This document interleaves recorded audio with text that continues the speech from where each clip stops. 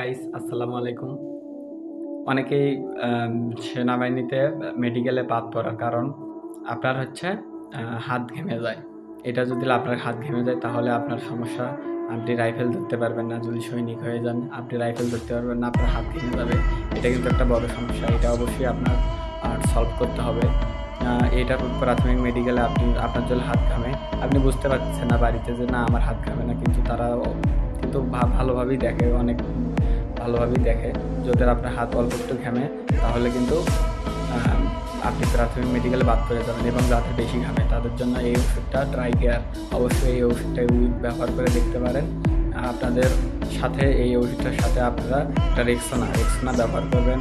Rexona ব্যবহার করলে আপনার হয়তোবা আপনার হাত সবসময় শুষ্ক থাকবে, আর হাত ঘামার কোনো পজিশন বা সেরকম কিছু থাকবে না। তো আপনারা এই ওষুধটা ব্যবহার করতে পারেন। সাথে রেক্সোনা অবশ্যই ব্যবহার করবেন।